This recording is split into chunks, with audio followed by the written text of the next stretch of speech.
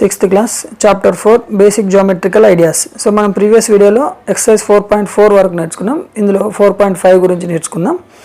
So ఇందులో ఇచ్చిన question first ఏముందంటే draw a circle and name its center, radius and diameter and arc. So four words నేర్పించాలనుకున్నాను. మనకు సర్కిల్లో సెంటర్ ఎక్కడ ఉంటుంది, రేడియస్ ఎక్కడ ఉంటుంది, డయామీటర్ ఎక్కడ ఉంటుంది, ఆర్క్ ఎక్కడ ఉంటుంది, అదంటే ఏంది మనం నేర్చుకుందాం ఇప్పుడు. ఓకే, ఇది చాలా చాలా ఇంపార్టెంట్ ఫ్యూచర్ ఎగ్జామ్, ఫ్యూచర్ సబ్జెక్ట్స్కి, ఫ్యూచర్ క్లాసెస్కి. మనం ఫస్ట్ ఒక సర్కిల్ని డ్రా చేద్దాం. రైట్, మీరు కంపాస్తో డ్రా చేయండి, కొంచెం నీట్గా వస్తుంది. ఇగో ఇది సర్కిల్. ఈ సర్కిల్లో ఈ మధ్యలో ఉండే పాయింట్ మనం సెంటర్ అంటాం. ఓకే, ఓ. ఇది దీనికి ఒక లైన్ డ్రా చేయండి హార్జెంటల్. దీనికి ఒక పేరు పెట్టండి. ఇది పాయింట్ ఏ, ఇది పాయింట్ బి. ఈ ఏబి వచ్చేసి డయామీటర్. ఓకే, ఓఏ ఓబి వచ్చేసి రేడియస్. అట్లనే ఇంకొక పాయింట్ డ్రా చేయండి. ఇక్కడ ఇది సి అనుకోండి. రైట్, ఇప్పుడు ఇక్కడ ఈ డిస్టెన్స్ చూడండి, ఈ డిస్టెన్స్ ఎక్స్ అనుకుందాం మనం. ఈ బీసీ డిస్టెన్స్ జెడ్ అనుకుందాం. ఈ ఏబి డిస్టెన్స్ వచ్చేసి వై అనుకుందాం. సో ఎక్స్ వై జెడ్ మొత్తం కలిపి దీన్ని ఏమంటాం, సర్కంఫరెన్స్ అంటాం. రైట్, చుట్టూ కొలత తెలుగులో అయితే. ఇక్కడ మనకు ఫస్ట్ ఏమడిగిండు, సెంటర్ అడిగాడు. Right, so O is the centre of the circle. Right, ఒకటి వచ్చేసింది. నెక్స్ట్ ఏం అడిగిండు, రేడియస్ అడిగిండు. ఇక్కడ చూడండి ఓఏ, రైట్, లేకుంటే ఓబి, లేకుంటే ఆర్ అని పెడుతున్నా, ఆర్ ఓసి. ఇవన్నీ centres. Are the radius. O నుంచి ఏకి ఒక రేడియస్, ఓ నుంచి సికి రేడియస్. ఇది distance from the centre to the point on the circle is called radius. Okay, are the radius. Okay, దాని తర్వాత డయామీటర్. ఇగో ఏ నుంచి బికి రెండు రేడియస్లు కలిస్తే డయామీటర్ అవుతుంది. So AB is the diameter. Okay, ఇట్లనే ఆర్క్ అడిగిండు. ఆర్క్ అంటే చూడండి, సో ఇక్కడ మనము ఓఏసీని తీసుకుందాం. ఇట్లా తీసుకుంటున్నాను చూడండి, ఇది ఓ, ఇది ఏ, ఇది సి. సో ఈ లెంత్ ఏదైతుందో దీన్ని ఏమన్నాం మనం, ఎక్స్ అన్నాం. సో ఈ ఓ radius OC.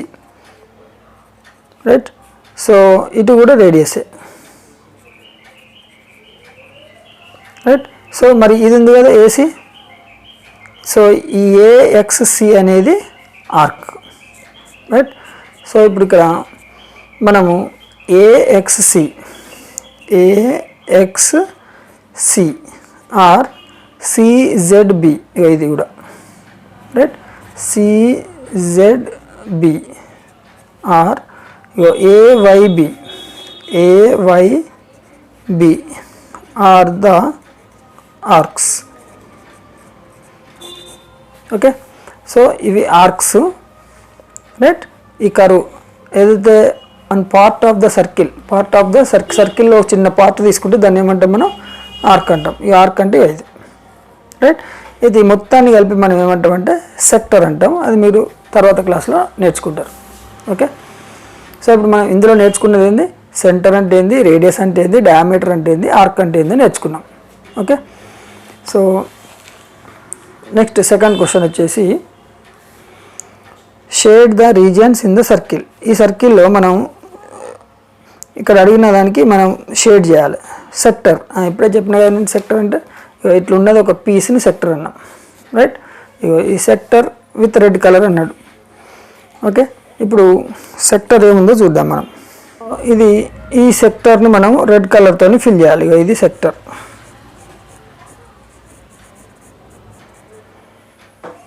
Right, so AOB is the sector. మనం ఇక్కడ ఫస్ట్ క్వశ్చన్కి ఆన్సర్ రాయొచ్చు. AOB is the sector. Right, అట్లనే సెకండ్ క్వశ్చన్ ఏమో చూడండి, minor segment with yellow. So ఇక్కడ సిగ్మెంట్ అంటే ఏందనేది ఫస్ట్ తెలుసుకుందాం మనం. మీరు ఇక్కడ ఇది సర్కిల్ కదా, సర్కిల్లో ఇది సెంటర్ కదా, సెంటర్ ఓ. సిగ్మెంట్ అంటే ఇది రైట్. దీన్ని ఒక సిగ్మెంట్ అంటే ఒక పీస్ ఆఫ్ ద సర్కిల్. అయితే ఇక్కడ 2 మైనర్ సిగ్మెంట్స్ ఉన్నాయి ఇగో చూడండి రైట్. సో ఇది ఎల్లో, ఇది కూడా ఎల్లో, దాంతోనే చేయాలి మనం.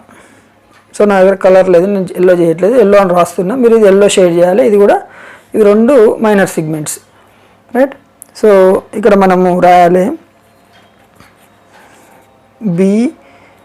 BC and DE are minor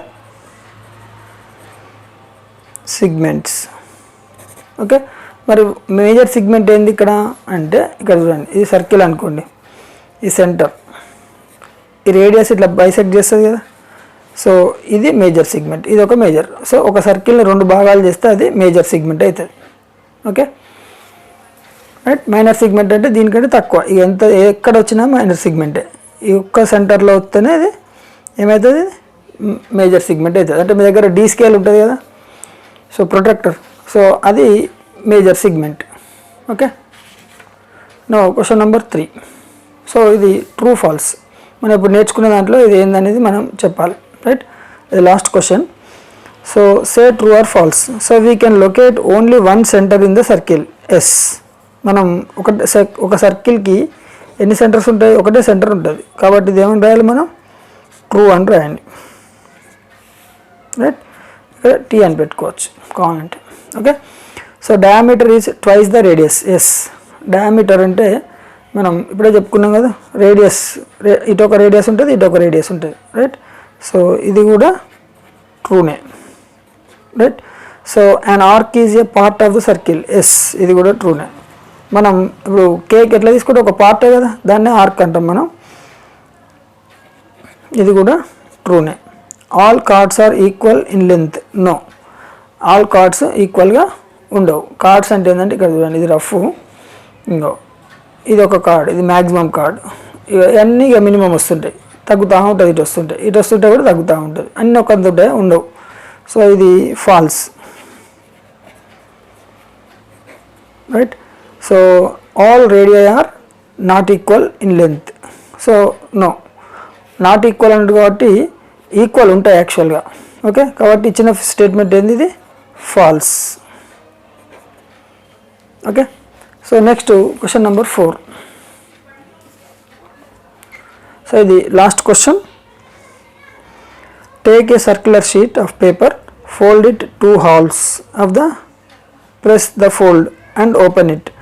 do you find the crease of diameter. So ఒక చిన్న పేపర్, సర్కిల్ పేపర్ తీసుకొని దాన్ని ఇట్లా హాఫ్ ఫోల్డ్ చేస్తే మనకి ఏమవుతుంది, మధ్యలో లెగ్గీత వస్తుంది కదా, దీన్ని డయామీటర్ అనొచ్చా అంటుండు. ఎస్ అనొచ్చు రైట్. సో అట్లా నెంబర్ ఆఫ్ ఫోల్డ్ చేస్తే ఏమవుతుంది, ఇట్లా నెంబర్ ఆఫ్ డయామీటర్స్ వస్తాయి అన్ని, సెంటర్ మాత్రం ఒకటే ఉంటుంది రైట్. సో ఇక్కడ అడిగేది అదే, repeat the same activity by changing the fold. అట్లే ఫోల్డ్స్, నెంబర్ ఆఫ్ ఫోల్డ్ చేస్తే ఏమవుతుంది, ఇట్లా నెంబర్ ఆఫ్ లైన్స్ వస్తాయి. So how many diameters do you observe, how many more diameters can be formed. So ఇక్కడ చాలా వస్తాయి కదా, మనం అదే ఇక్కడ ఆన్సర్లో రాయాలి. ఐ అబ్జర్వ్ అండ్ ఇన్ఫినిటీ ఎన్ని వస్తాయి, మ్యాక్సిమం వస్తాయి, ఇన్ఫినిటీ నంబర్ ఆఫ్ డయామీటర్స్.